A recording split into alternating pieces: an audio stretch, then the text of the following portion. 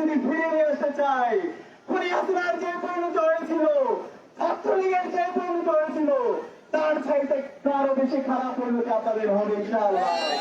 বিপ্লবের পরে আমরা যখন শহীদদের আকাঙ্ক্ষার আলোকে বৈষম্যহীন ভিত্তিক বাংলাদেশ বিনির্মাণ করার কথা বলছিলাম, ঠিক সেই সময় থেকে একটি দল সারা দেশে সন্ত্রাসের রাজত্ব কায়েম করেছে।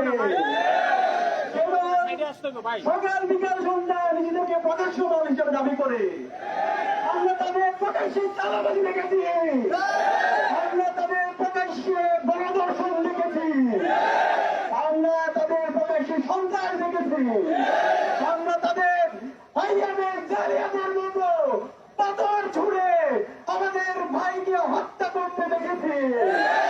প্রিয় সংগ্রামী জনতা, আপনারা জানেন 2006 সালের 28 অক্টোবর হাসিনার পান্ডারা, আওয়ামী লীগ এবং লাল সন্ত্রাসীরা আমাদের ভাইদেরকে দিনের দুপুরে হত্যা করে নিত্য করে তারা ক্ষমতা এসেছিল। কেউ যদি আবার সন্ত্রাসবাদ কায়েম করতে চায়, কেউ যদি ক্যাম্পাসে দাসত্বের রাজনীতি ফিরিয়ে নিয়ে আসতে চায়, খুনি হাসিনার যে পরিণত হয়েছিল, ছাত্রলীগের যে পরিণত হয়েছিল, তার চাইতে আরো বেশি খারাপ পরিণতি আপনাদের হবে ইনশাআল্লাহ।